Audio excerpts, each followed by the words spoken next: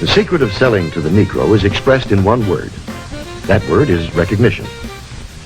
But perhaps because he's had so little of it, the Negro needs even more. What's up, Internet? It's your boy Black Panda, and I'm the creative director at xCephasx Studios, where we make animations for clothing brands and snack brands. All my information is in the description down below, so if you need anything, that's where you'll find all the info. Let's jump into today's video. Today's video is on a more serious note than my usual videos. I, being a Negro man, I think it might be time for me to give up my Negro card, because the way black culture is divulging and going down, I don't think it's something that I personally want to be a part of. We have people twerking on top of police cars, YNs thinking they're gangsta, and, well, every white girl being tainted by a BBC is something that you just cannot come back from. So I think I'm going to have to turn in my black card, but maybe this video might be able to guide me in the right direction. Obviously not!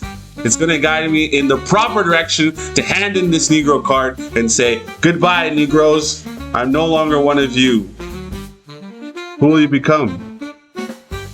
Honestly, if I give up my Negro card, there's only one man I could become. Mr. Game & Watch. After the Second World War, you've got large numbers of American troops remaining in Germany. For that matter, there's still several tens of thousands there today. And both black and white American soldiers had children with German women. And Flynn discovered that those children growing up in Germany showed no IQ differences at all. The black kids and the white kids, the same. Quoting intellectuals and race, Professor Flynn concluded that the reason was that the offspring of black soldiers in Germany, and now you're quoting Professor Flynn, grew up in a nation with no black subculture. Yeah. Oh God. Oh God. Oh God. Black culture was literally causing us brain rot? I think it's by design, man. It has to be by design, because that's the only way that this could honestly make sense. It's the fact that you have black media, which is controlled by white people, which is controlled by the... I don't want to say their name on here because they run YouTube, but they control that media, right? So if they're going to do anything, they're going to bastardize this media. They're going to portray us in a way that makes us a commodity. We no longer are people. We lose this sense of being people and we become a commodity now. All right. So he's essentially saying that amongst the other races that were there in Germany, whether it was other black Germans or white Germans, the mixing of interracial kids that were born in Germany, they had the same IQ as the other people in the surrounding areas, because there was no subculture of black. There was no black subculture, meaning that there was no culture in which they adhered to that would cause them to be stupid. Are you guys making sense of this? He's essentially saying that this whole creation of black culture in America that is being exported and pumped out to all these different countries makes us all fucking stupid. First point, all right? I know it took us a while to get to this point in the video, but that's his first point. Which means what? Which means they experienced exactly the same expectations. Is this the... No, the expectations are external. The culture in which they grew up with was not the culture in which black kids grew up in America today. So they had... There's no gangster rap that was pervasively available in Germany. So... You see? Let's talk about that for a second. This idea, I know that the whole gangster rap thing isn't the entire talking point that he's trying to make up, but it does play a big part into the beginning aspect of it. Because the whole idea of black culture, when you really look at it, someone like me who is, yes, of course, black, but I am African American, as they would say. Although I am Canadian, I'm still African American, right? So this whole idea of being born in the Congo, technically I would be known as, like, they would say, oh, you're an African. So just right there, you have the separation of African Americans and people who are straight up from Africa. So there's already this culture when you show up in America where it's like, oh, you ain't black, you're African. They already are separating you without realizing that these people are African Americans, first part African, meaning that their entire heritage and story comes from Africa. But they're so separated from that they have no idea of their African roots. They couldn't even tell you. Right? So you already have that happening. And then you have infighting amongst blacks themselves. You can't wear this, you can't do this, you gotta talk black, you gotta do that, you gotta move a certain way. If you don't move a certain way, then you must hate against your other brother. So there's infighting amongst blacks. There is like, dude, and then the whole thing about gangster rap. Let's not even get me started on that, because the whole idea of gangster rap and the reason why it was pushed to the forefront of media is because at a certain point in time, there was a whole bunch of woke artists. You had KRS-One, amongst other various woke cultured rap artists that were coming up in the game, and their whole thing was positive messaging, go to school, be smart, make something of yourself. But then those pesky label heads said, you know what, this gangster rap stuff, I like it. I really like it. Let's push this instead of the conscious rap. Because if we push this, the kids are so stupid, they will listen to the lyrics of this music and they will do and act in the way that these gangster rappers are saying. They'll tote weapons, they'll sell drugs, they'll push dope on the streets, they'll get themselves incarcerated. And once they get themselves incarcerated, where will they go?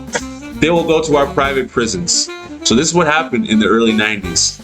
Late 80s, early 90s, the record labels bought a bunch of private prisons and they started pushing gangster rap to fill the quota of these prisons.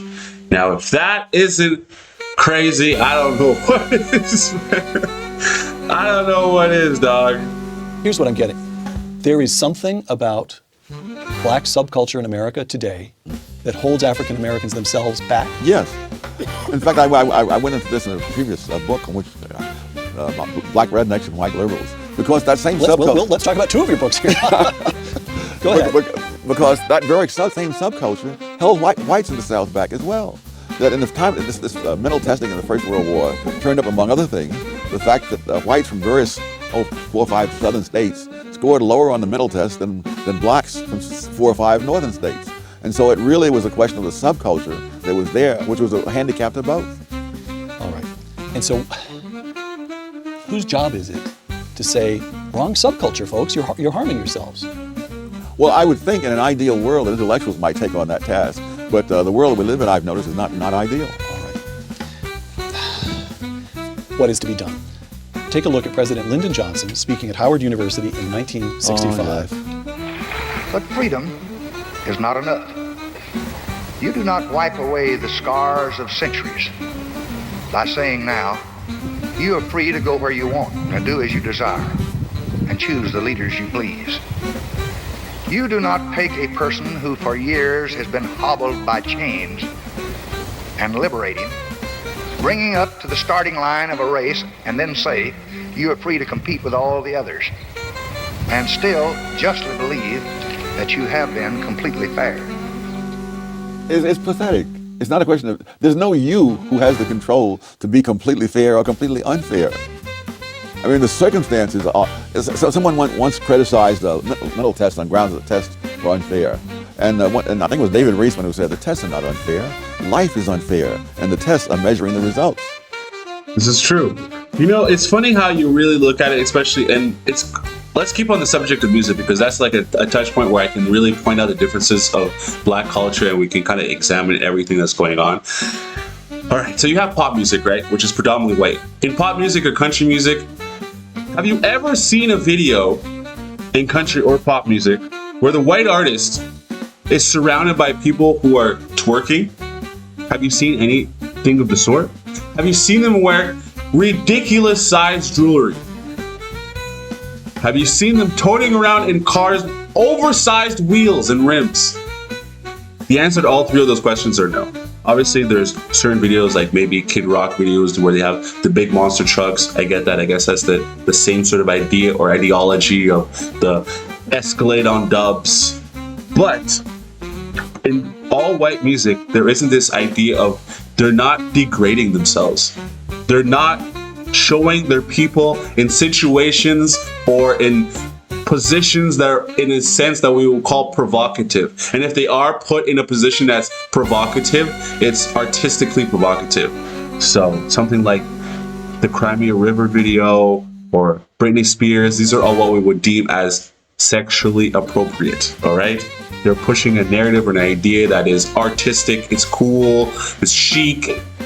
Whereas you have all these young black women just twerking in music videos. Something that if I saw a sibling of mine or my own daughter doing in a music video, I would honestly do what? Abdul, get the fucking rocks! All right? Because this is absolutely unacceptable. And you know what we do? We accept it. We champion it. We start twerking everywhere. The last time I put on, what was it? Wags. Wives of athletes. Wives and girlfriends of athletes. Or whatever the fuck the show is. What are they doing? I'm not even 20 minutes into the first episode and they're already twerking by the pool. These grown-ass women of respectable athletes who have done nothing more for the last 20 to 25 years of their life, trained for the life that they want and deserved and lifestyle that they earned by completely destroying their body. And y'all are twerking. And then you have Megan Thee Stallion twerking at the Kamala Harris. You guys, dude. We're fucked. But who has control of life? Who has control of the past? Who has control of the culture that people have in the present, which they've inherited from the past? So Lyndon Johnson, he's been, in fact, although good liberal that he was, at least in regard, Lyndon Johnson had a complicated career and changed positions on issues many times, but good liberal though he was at that moment, he was in fact engaging in a breathtaking arrogance. Yes.